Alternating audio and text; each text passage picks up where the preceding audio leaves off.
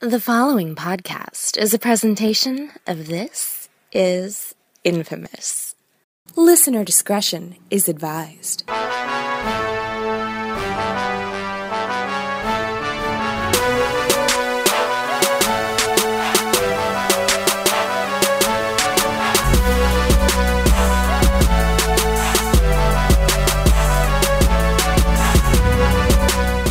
Thanks once again for tuning in to another episode of Intelligent Wrestling Conversation, the wrestling podcast that brings intelligence, context, perspective, well-rationed thought into the equation. No fanboy speak aloud. I'm your host, as always, Billy Donnelly, who you can find at joeblow.com, and this is Infamous, and a lot of wrestling to talk about this week as we once again get a little bit closer to this year's SummerSlam.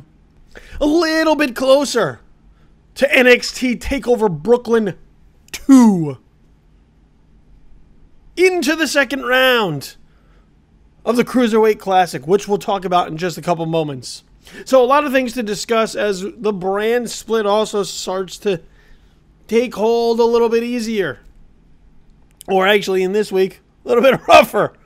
Bit of a rough patch this week for the brand split between Raw and SmackDown. We'll get to that later in the show. Lots of wrestling to talk about. And I think the best place to discuss, since we are dropping this podcast a little bit later in the week than usual, is one of the more recent wrestling events that transpired this week.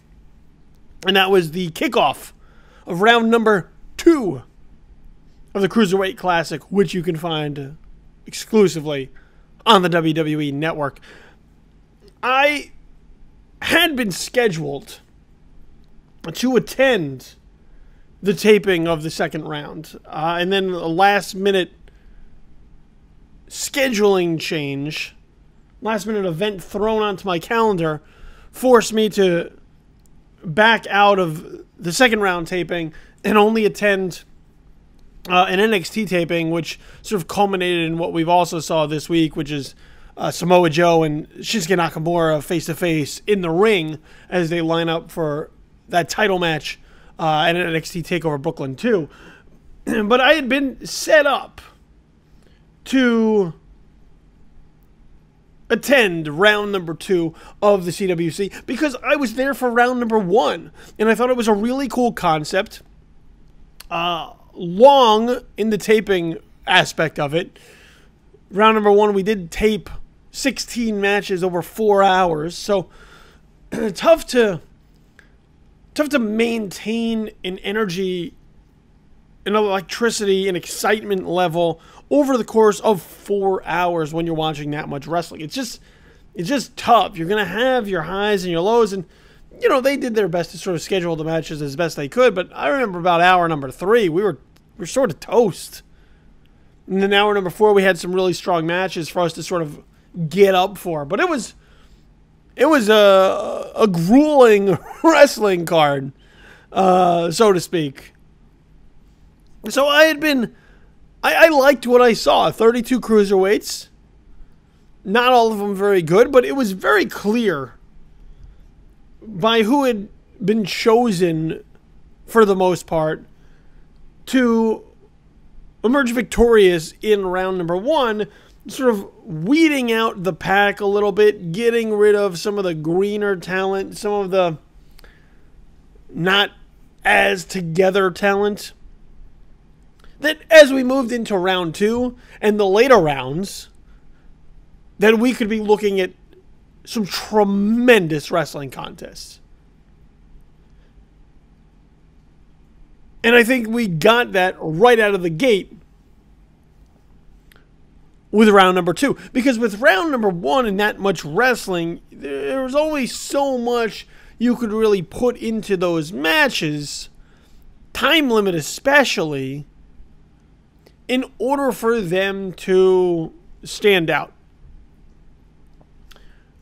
But it was quite clear, like, who were the better talents in most of those matches. With round number 2, and there only being 8 matches over the course of what I imagine will be 4 weeks now, or perhaps 3. I think it's 3. I I think it'll be 3 matches next week, 3 matches the week after. This week we had 2. But you're able to give more time to those matches. I think this week we had 2 matches that were both 20-something minutes. So here with round number 2 and watching the talent line up, you're in for a treat. You're in for some really exciting cruiserweight matches. And I think they kicked off the second round incredibly this week with the first 2 matches they had lined up. Now, I thought the first match on this week's card really set a tone, really set a pace, really set the bar, so to speak, for what you can expect as you get solid talent versus solid talent in the brackets. And Tajiri versus Grand Metalik, I thought was a real dynamic contest to watch. Now, once again, this is also the first time I've been watching the Cruiserweight Classic matches on the network. Having attended the first round, I didn't really feel compelled to go back and rewatch all 4 hours on television, having been there live and witnessed it. So I knew what was good and what was bad.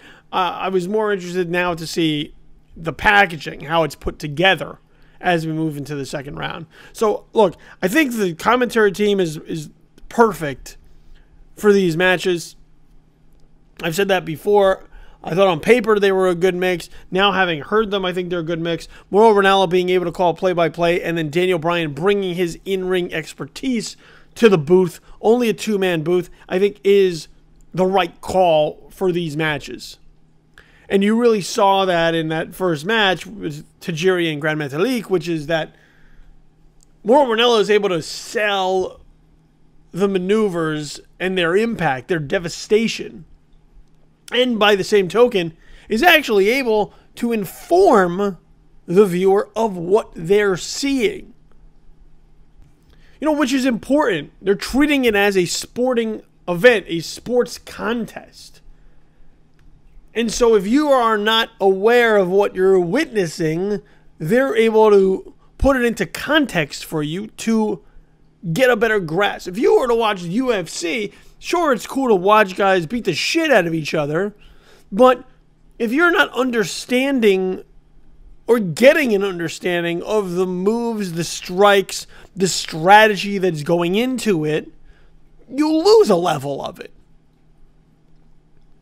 It's no different than when you're watching football. If you're watching football, you have play-by-play and color commentators there to explain what's happening so that even though it's cooler to watch, you get a better, more well-rounded experience if you get that how the sausage is made. So I thought their commentary this week was really fantastic, and I thought that it fit. I think their style fits with what the Cruiserweight Classic is trying to do. So Tajiri versus Grand Metalik I thought was a very good opening match, and I thought it helped set the tone for the entire night and really for what we can expect from round 2. But the bar is really set high for what was the main event this week in the CWC, and that was Kota Ibushi versus Cedric Alexander, which was an off-the-charts matchup. This is excitement personified.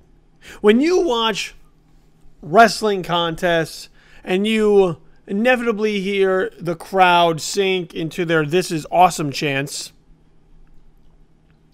most of the time what they're chanting for isn't particularly awesome. And now it's like it's become such like a half-baked chant where like you're just doing it because everybody else does it. You want to watch something that's better than awesome? Ibushi versus Cedric Alexander this week. There are some tremendous counters in this match. There are some unbelievable action setups. There is one double move sequence involving Cedric Alexander and a brain buster that had me pop out of my chair twice in sequence, just back to back. Just one move. Oh, step back down. Oh, one of those setups. And just a truly amazing match. Really good ring psychology. What I like to see a little bit more selling sometimes. Always. But I think that there is a tremendous chemistry between these two guys. I think they built the match very well so that it wasn't just high spots right in the beginning. I mean, they accelerated as they went. They didn't just start off going like 0 to 80. You know, they slowly put their pedal to the metal until they got towards the end, and that's really where you got your pops. So I thought, you want to watch a match and see it put together well, Ibushi and Cedric Alexander this week on the CWC, that'll do the trick for you. And it's just an outstanding match. So you go and watch that match this week. That's the match of the week, by far. Could be the match of the month, depending on what we wind up getting at SummerSlam and NXT TakeOver Brooklyn 2. I'll table it for right now, because I think we got some special things on the way. But Ibushi, Alexander, and the CWC. If you didn't watch round 1 of the CWC, you maybe only missed, like, I mean, there were a couple of really good matches. Gargano and Tommaso Ciampa, I thought, was really good. Ibushi versus Sean Maluda, I thought, was really good. Lince Dorado versus Ali, I thought, was really good. So, I mean, there's also some in-between stuff that's all right. So if you haven't jumped into the CWC yet, and you go, I don't really know, the first round is like four hours. I think if you jump in round 2, sort of having weeded through the preliminaries and you just jump in now, it might be a good place to start. I think you'll still get a lot out of what you're watching. So you don't have to, don't feel like you slighted yourself by not watching round 1. And say, well, I'm just not going to watch any of it now because I'm too far behind. Just jump in round 2. Know that the cream of the crop is here now, and you're going to get solid matches from here on out. So, this week, round number 2 with the CWC, good place to start. Tremendous wrestling. And once again, sort of a nod to why this event exists in the first place, which is to showcase this sort of talent, this sort of style of wrestling, fast-paced, sometimes a little bit more methodical, more athletic. It's really good. So make sure you check that out. Rough week for WWE programming this week, I thought, between both Raw and SmackDown. Let's not forget, we've been on a roll, sort of, with Monday Night Raw, surprisingly. Things have been moving. Things have been churning. Stories have been told. Seen some character development. Seen some different talent out there. Seen things that have made sense. Important aspect to good storytelling. And really, since the brand split, we've gotten a few really good shows of Raw in a row. Which, I mean, where I come from, that's what we call a streak. And a streak of solid Raw episodes, it's been really hard to come by in recent memory. So I thought we had some momentum going. I thought maybe people were getting this shit together. Creative getting their shit together. Vince McMahon getting his shit together. People with a sort of a vision for what Monday Night Raw should be and an idea for where the direction of the new era should go. And then this week happened. And it felt like we were back to the same old things that we didn't like to begin with, which sort of led into the new era and doing things a little bit differently. It felt like this week on Raw we had, once again, long talking segments, storylines that didn't make much sense. Just matches that we've already seen before. Just look, here's one of the things that the WWE I seem to find always has trouble with. And it's the in-between of their pay-per-view special events. Usually they're pretty good right after the pay-per-view, with sort of capping off the story they just told and maybe setting in motion the story they're going to tell. And I find most times the go-home show right before the pay-per-view, they can sort of rally some excitement and enthusiasm for the big show that they have coming up by sort of leading into it with the last gasp, the last breath of story that they want to send you off on a high note with. But it's the in-between, the middle. So they're good with the beginning of the story. They're mostly good with the end of the story. It's the middle of the story they need a ton of work. Just a ton of work. They don't know how to... The second act. They don't know how to do a second act. Their second act is to sort of start with this part, and then we'll just repeat it for like 2 or 3 weeks, and then we'll get to the end. If this was a movie, when it hit like the hour mark, you wouldn't give a shit. You'd be like, I don't even know what's happening here. I'm kind of bored. I wish we could just skip to the end. So the middle of the WWE stories has been traditionally terrible as of late. And I think that's where they're at right now, which is that, you know, they came out of the brand split and they had some excitement going for them. They had some momentum. They're like, all right, we could try some new things. Let's see where they want to go. And all right, like this will be the direction we head in towards SummerSlam. And I'm sure that they have an idea of, you know, how they want to wrap things up as they send us into SummerSlam. And on paper, SummerSlam looks pretty good. In execution, I'm sure we're going to get some amazing matches at SummerSlam that will say to us, man, that was a tremendous card. But it's the in-between of getting to SummerSlam that I find to be their biggest problems. And I think that's where they're at right now, which is like they don't know how to get there. Look, right now, the Battleground pay-per-view was point A. And SummerSlam is point C. But point B in the middle, they don't know what to do with it. Like, oh, should it be higher? Should it be lower? Should it be closer? I don't know. What do we do with this point in the middle? And that's how we end up with terrible Raws and terrible SmackDowns. Because they don't know how to tell the story.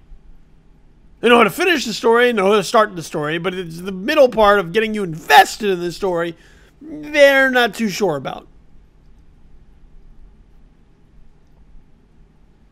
And I thought the epitome of the problems with this week's Raw sat with this truly dull, incredibly long segment where Rusev and Lana came out to discuss their recent wedding,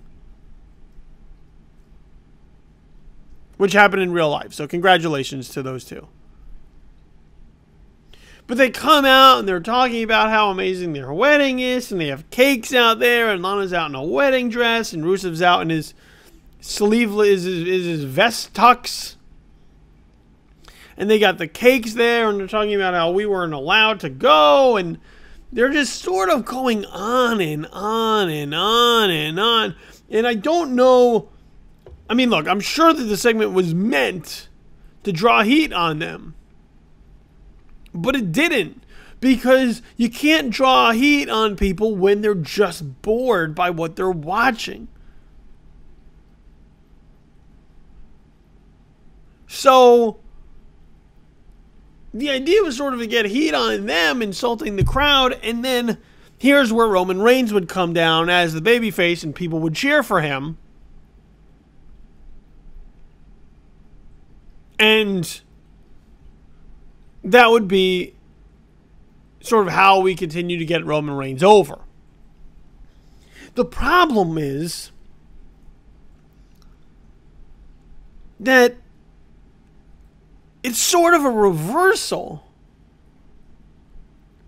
of the typical wedding segment that we've seen in the past on WWE programming. The idea of the wedding segments in the past was that you would have baby faces usually getting married, and a heel would come down and ruin it. And that's how you would get heat on the heel.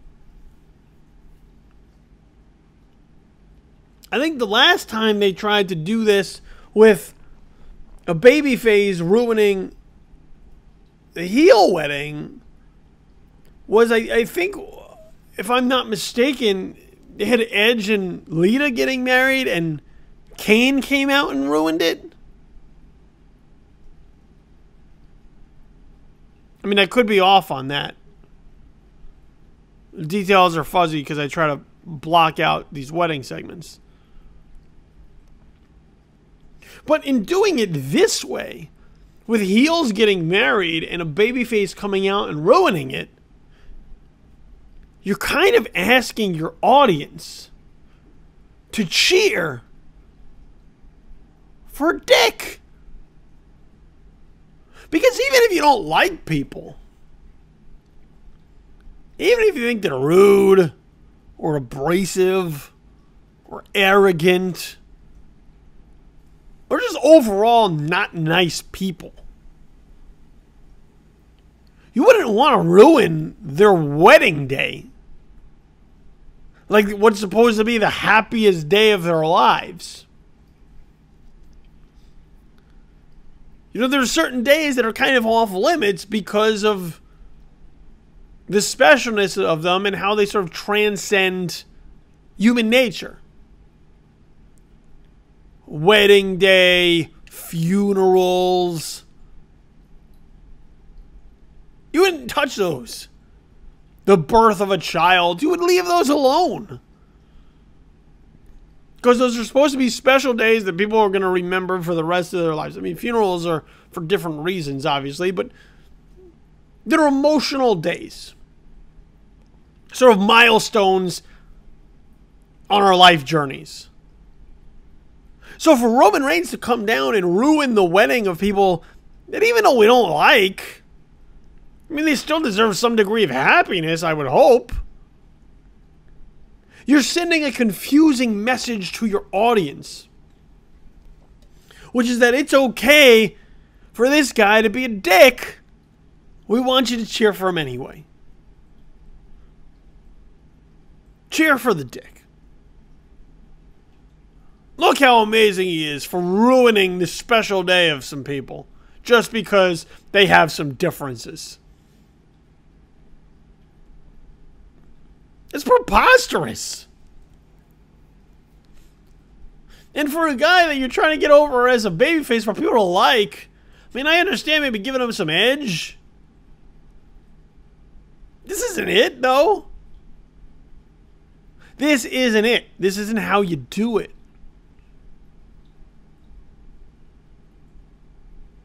Because then, of course, you know, you put Lana in the cake, and then she's upset, and the whole thing is ruined. And there are some people who will laugh at it because they're sickos. There There are some people who think it's great because they lack any sort of empathy. But even with Rusev being the bad guy, even with him being the heel, watching the wedding ruined, even though he's being sort of a jerk, doesn't necessarily make me feel good. I mean, look at it and go, oh, well, you know, maybe he deserved it. But then there's also the part of me that looks in and goes, it kind of sucks that they did that, though. It's still his wedding day. So I think just some odd messaging to sort of send out there. And once again, then you're sticking a mic in Roman Reigns' hands and just letting him talk for a long time, which is not his strong suit. I like the fact that he showed a little bit more personality this week. I like the fact that he was just pouring himself glasses of champagne and throwing them back, because if you want to give me drunk Roman Reigns, I could get behind drunk Roman Reigns. Drunk Roman Reigns who has 0 F's to give, who's just going to like throw back shots as he tells you what it is. I can get behind that guy. But I just thought it was a really odd segment, and it did not work. And I thought really sort of spoke volumes about going back to the well this week for Monday Night Raw, a place that we should have sealed up. We should have filled up that well with bricks and rocks and concrete and dirt and all kinds of stuff to not allow us to drink from that pool of water again. Or onto another pool of water that tastes better. It's more refreshing. It's cooler. You want to go back to like Rio Olympic water. It's just like filled with like bacteria and virus and things that make us sick. Stay away from that water, man. Can somebody fill that well up? Just somebody get that well taken care of. So yeah, just a terrible Raw.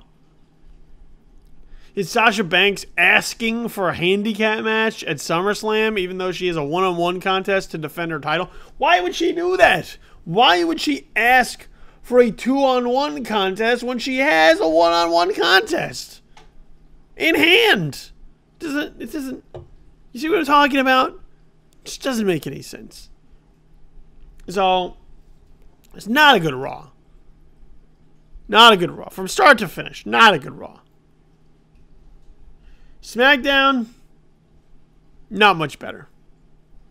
I like what they're doing with Dolph Ziggler. I do.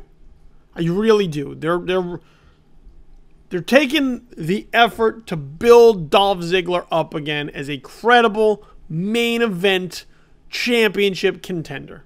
Something that he has not been for like 3 or 4 years now. And that's how damaged that brand has become. But I think they're really working hard to make you care about Dolph Ziggler. To sell Dolph Ziggler as somebody who deserves the opportunities earned at SummerSlam. I like adding the Wyatts in as sort of an extra wrinkle. So I like that. I like what they're doing on the main event out level at SmackDown right now. It's the everything else level that I'm not crazy about. Number one, the women. The women's division on SmackDown. Disappointing, I don't even know is the right word for it. But you take this week, for example. Number one, you have the Ava Marie wardrobe malfunction, which is like, okay, this is how you want to get a heat on Ava Marie, fine. But all it does by having a woman who's not going to compete in a match, all it does is diminish the women's division. I mean, look, she's not the best. I get it. I understand that. I understand why people have such hate for her. Because, you know, quote unquote, she can't wrestle. But she can. She can do enough. And she's fine. And I think what works for Ava Marie is the personality aspect. So, look, as a character here, I think it's fine to try and get heat on her. But at some point, you're going to have to get her in the ring. And the longer you continue to work on, like, these excuses why she can't wrestle, I think you get the wrong kind of heat on her. I'd rather you just have her go in there and heal it up. Pull some tights, poke some eyes. I mean, cheat like crazy and heal it up in order to sort of cover for her deficiencies than just like hiding her from competition. So I think that's one aspect that I'm not crazy about. The other is whatever the hell it is that they're doing with poor Becky Lynch. Poor Becky Lynch. I wish poor Becky Lynch would have stayed down in NXT. I really do. Because being called up to the main roster, there's nothing for her there right now because nobody knows what the hell to do with her. She has zero identity. Zero identity. None whatsoever. You couldn't tell me jack shit about who Becky Lynch is based on her presence on the main roster. You couldn't tell me what she likes, couldn't tell me what she dislikes, couldn't tell me anything. The only thing you could tell me is that she is so gullible and so naive that she has been turned on by virtually every member of the women's roster. That's horrible. That's horrible. That doesn't make me feel sympathy for Becky Lynch. That makes me think Becky Lynch is one of the dumbest babyfaces that they have in the company. And you can't make your babyface look like an idiot. Because why would she trust anybody at this point? Becky Lynch should be afraid of her own shadow turning on her at this point. She should be one of the most distrusting people that is in the WWE right now. She shouldn't be booked in tag team matches on general principle. And let's not forget, Becky Lynch was the first woman drafted to SmackDown. 2 women were taken on Raw before her. Number 1, the then reigning WWE Women's Champion Charlotte, followed by the now reigning WWE Women's Champion Sasha Banks. Becky Lynch went 3rd and went to SmackDown with Daniel Bryan proclaiming her as the woman they thought was the best on the roster, period. And that's why they took her when she was available. But then you take Becky Lynch and you have her lose, even if it's by hook or crook, to Alexa Bliss. And how does that help your babyface? Now we're back to the same problems that Raw previously had, which is that you're constantly defeating people that the crowd is trying to rally around through distraction roll-ups and so on and so forth. And after a while, as the wins are fewer and far between and the losses accumulate, the audience does not believe in the talent. That's why 4 years from the past, you are having to put in an incredible amount of time and effort to rebuild Dolph Ziggler because you damaged him so badly that no one would view him as a credible challenger at SummerSlam, no less, to the WWE Championship. That's what you're doing to Becky Lynch. You're putting her in a position where you are going to tarnish who she is, and then when people don't rally behind her or she's not over, you're throwing up your hands and going, well, I don't understand how we got to this point. I'm telling you how we got to this point. It's because you're booking her so haphazardly, so foolishly, that you are damaging her long-term value. You're damaging her short-term value. When she comes out right now, nobody cares.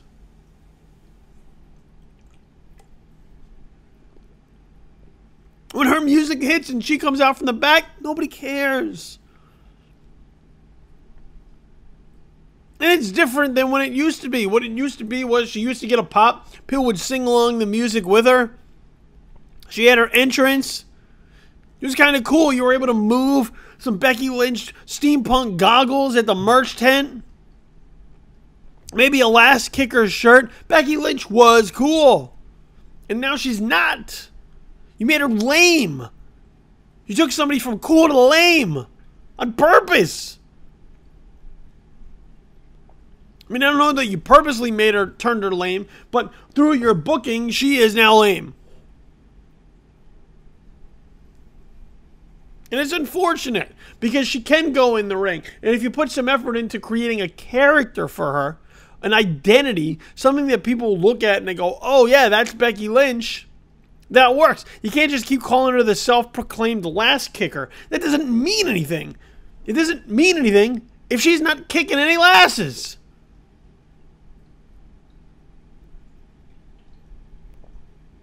Sorry, I got a little angry there, didn't I? It is unfortunate. It's unfortunate to see a talent like that wasted, especially when the brand split is supposed to allow those talents to shine. This is the #1 female draft pick of SmackDown, and she's being made to look horrible. Horrible. So knock it off. All right, speaking of horrible, that's a good transition. Did you watch the Stone Cold podcast this week?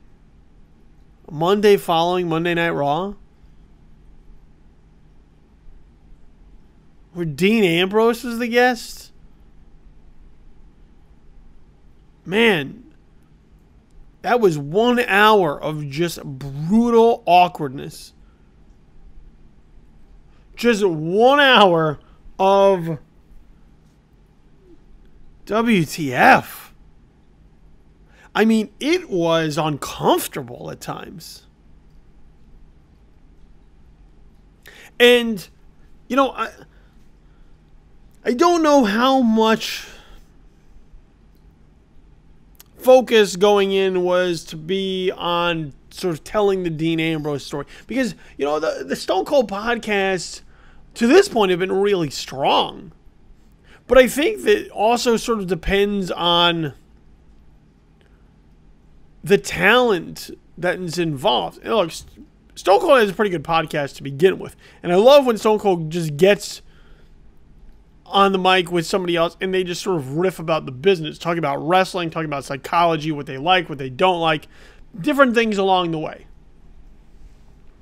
I think that's sort of where the Stone Cold podcast is elevated above certain other podcasts, is because Austin knows the business. Austin sort of has a feel for what works and what doesn't, and he's sort of interested in tapping into the minds of others who are involved in the business, either in the past or currently, as to sort of the state of the product, how the product has changed, why things are different.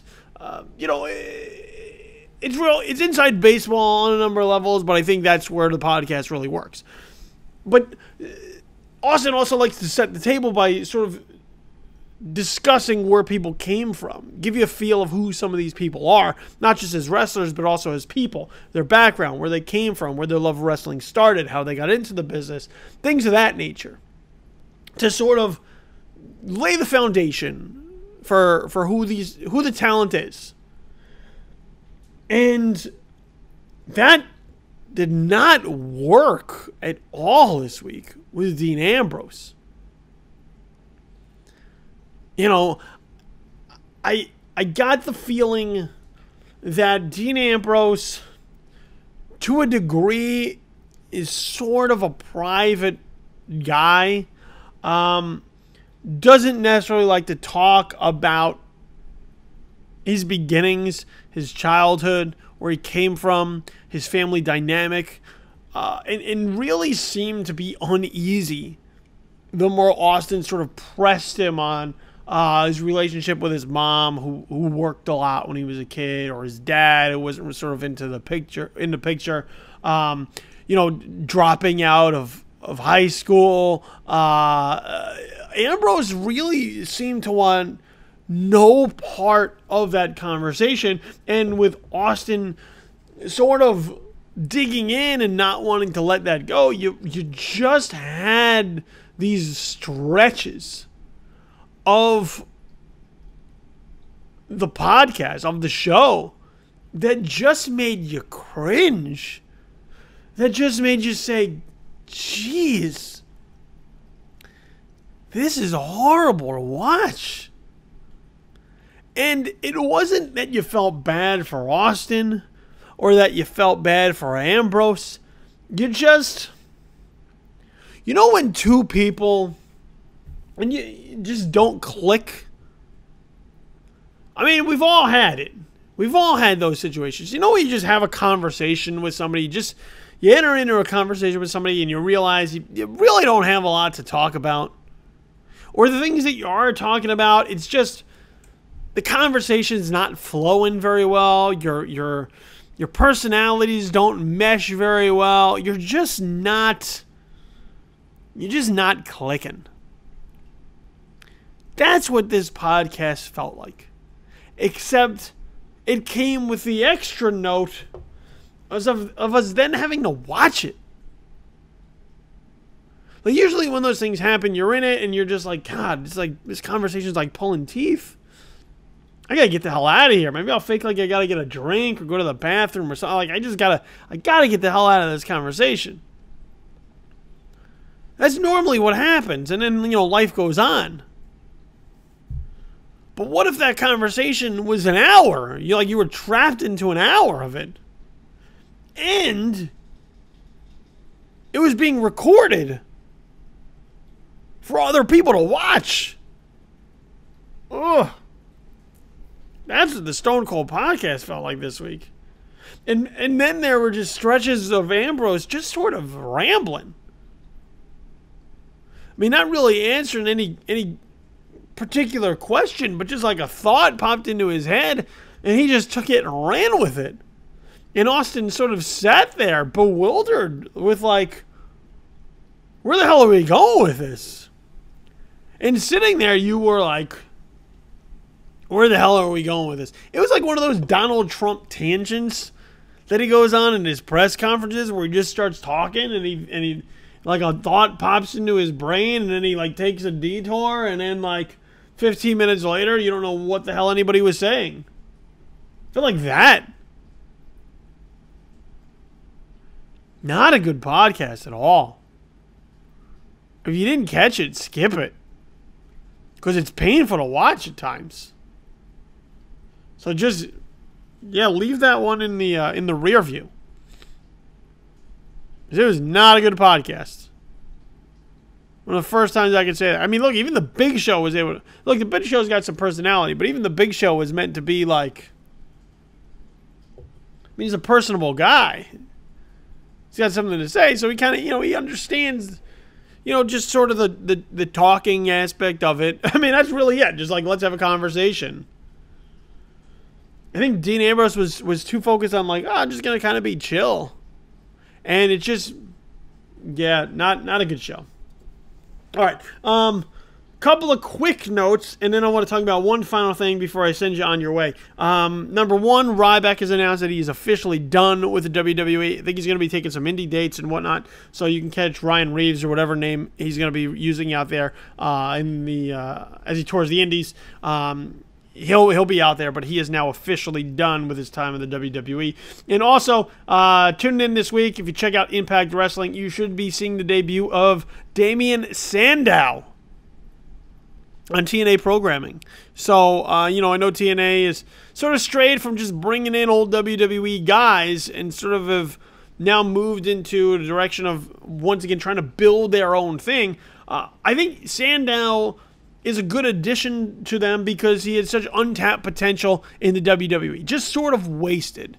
As the intellectual savior of the masses, I thought that was a real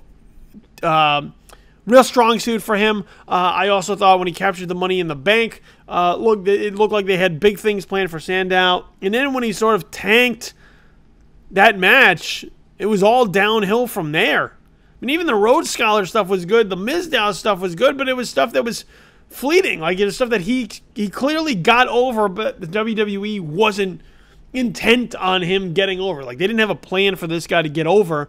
And when he did get over, they go, what do we do with him? So I think Sandow is a good addition for him, much in the way that Drew Galloway was a tremendous addition for TNA, in that a talent who the other company just did not understand what the appeal was or how to use them. And I know TNA has had problems in the past, but I think a fresh start for Sandow is a good thing, and will offer him the opportunity to really show wrestling fans what could have been had the WWE actually paid him some mind to work as a talent, as a character. All right, the thing I wanted to touch upon before we get out of here is a comment by Stephanie McMahon at the Beyond Sport United conference in New York City this week. So Stephanie McMahon told NBC Out that the company, the WWE, is committed to LGBT inclusivity and inclusive storytelling going forward. Her quote was, "Throughout my life, I have grown up knowing gay superstars and executives. It's always been accepted, but now it's about getting that message out there. We will integrate LGBT characters into our programming, and I do think there will be an opportunity to integrate some of those storylines in the near future." I don't know if that's going to work in the WWE. I would like to. I'm idealistic. I would love for there to be LGBT representation in the WWE, because I think it is a portion of the population that is being largely ignored by the WWE. I think women as an audience had been ignored by the WWE. Now they're trying to make some strides towards women's programming in the WWE with an enhanced women's division, treating them as actual athletes as opposed to just eye candy for their male viewership. So in that respect, they're making some strides there. But there are plenty of communities that the WWE works with or already has on roster that they don't know what to do with. Particularly anyone who's a minority. They just don't know what to do with them. If you're black in the WWE, they have no idea what to do with you, except sort of use you in a stereotypical black character role that white people understand or get. Same thing with sort of any Hispanic or Latino character, Asian characters. They are all, it's very archaic. When you watch professional wrestling and you watch how they still continue to use some of those characters, it is frightening, because it's as if we time traveled back to what was socially acceptable in like 1952. The problem is it's 2016 and you can't make all of your black characters rappers or dancers or thugs. You can't make all of your Asian characters so stereotypically Asian. You can't make your Mexican or Hispanic or Latino characters solely into gardeners or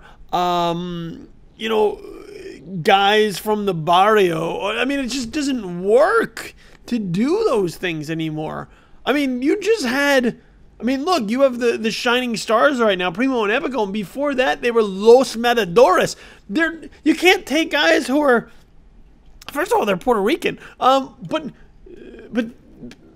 trying to make them Mexican by making them bullfighters, they're ethnic caricatures that I don't think work. And so with that said, I don't know that I necessarily trust the WWE to be inclusive towards LGBT characters in a way that is subtle and is not sort of offensive given this state of culture in 2016. They've had characters who are sort of gay-ish in the past, sort of hinted at them, but they're extremely flamboyant, very over the top, not necessarily representative of LGBT communities. And in sort of telling you already, well, we're going to do this, it doesn't feel organic. It feels like something they're going out of their way to do, which I think works to be a problem for making it work. You can't just be like, well, we're doing this and you're going to like it. It's one thing if you say, well, you know, if this character makes sense or it works for us, like how we want to do it, that's fine. And look, I understand too. You need to make a conscious effort to be a representative of those characters. You have to make a conscious effort to say, well, we are gonna be inclusive. Because to this point, WWE's been a bunch of white dudes for as long as I can remember. Yeah, you got some black guys every once in a while. There's some Latinos you sprinkled in periodically. Every once in a while, you get somebody who's Asian. But for the most part, as we've seen in lots of society, the entertainment is dominated by Caucasian men. And in that respect, I think the WWE, which prides itself on sort of being different and cutting edge, has been behind the times in this respect. Now, that doesn't mean you have to make somebody's homosexuality or their transgender transition into something so overt as part of the story. Maybe you just have somebody who is gay and, like, we know that they're gay and it's not a big deal. We don't make a big deal out of it. They're just gay. Not like, hey, look at that gay guy over there. You know, because that's where the problem comes in. And I think there's been homophobic references on WWE programming for as long as I can remember, especially going back to the Attitude Era, that I think fly in the face of trying to be inclusive. You can't sort of hint, nudge, nudge that those guys are gay and then say, well, we want to be inclusive. Because that's a problem. You know, that's sort of homophobic.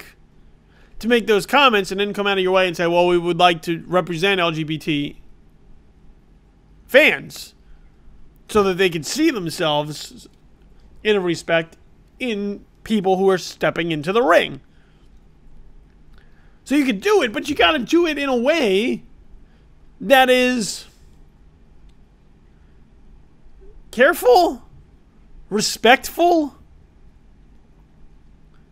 genuine. You can't just do it to do it. And then do it in a way that has just people just like face palming and like head shaking at you and being like, do you believe these people? You just don't get it. I mean, look, there are lesbian, gay, bisexual, transgender fans of the WWE. No doubt they're out there. And there's no doubt they would love to see someone like them able to step into the ring and compete. I mean, Darren Young is an out individual. More power to him. And also, they haven't gone out of their way to be like, hey, look how gay Darren Young is. So in that respect, good for them. But the second I see like a Darren Young gay storyline where like they're just like, hey, he's gay. Hey, gay guy. Or like, you know, trying to make him overtly gay for the purpose of like a story. That's when I sort of go, maybe we should have just left it with white dudes. So we'll see. One final note, and then I'm going to send you on your way.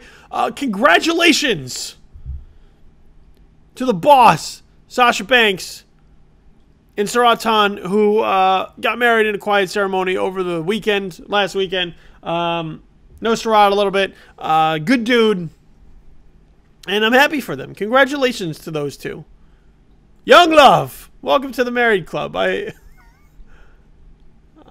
don't have anything for you except my congratulations and my best wishes, my best of luck, and yeah, so good on them. And also, Lana and Rusev got married. So 2 married couples in the WWE family. Of reason I wish them nothing but love and just, everything that you wish to other married people.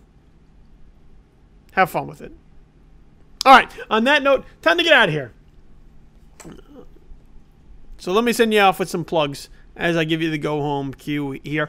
Social media, make sure you follow us on the Twitter at The IWC Show. That's at The IWC Show on Twitter. That'll let you know every time we got a brand new episode that drops, so you can be informed that one's being delivered to you as long as you're subscribing. So at The IWC Show, be sure to tweet at us as well. At Tiz Infamous, that's T-I-S Infamous. At Tiz Infamous, that's the Twitter for the mothership. This is Infamous, so always good content going up there as well. And me, my stream of consciousness, my ramblings, rantings, and musings from my brain to the written word in 140 characters or less, at Infamous Kid on Twitter. Make sure you follow me. Over on Facebook, facebook.com/TizInfamous and facebook.com/BullyTheKid. Always interesting discussion threads going on, so participate and take part.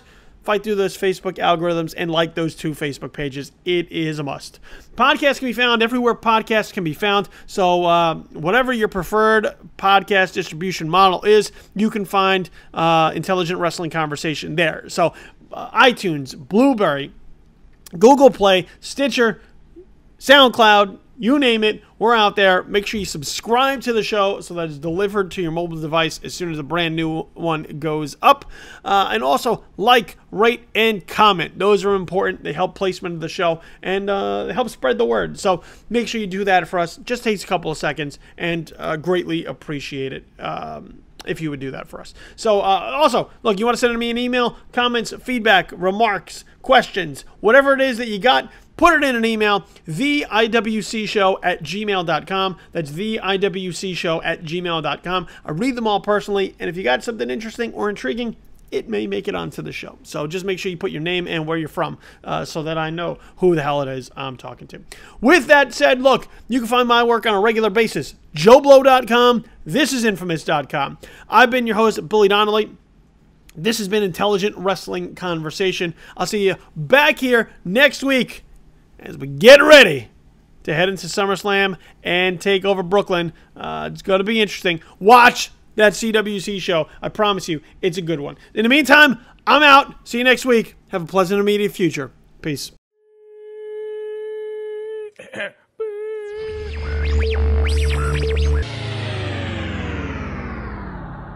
Intelligent Wrestling Conversation has been a podcast presentation of This Is Infamous.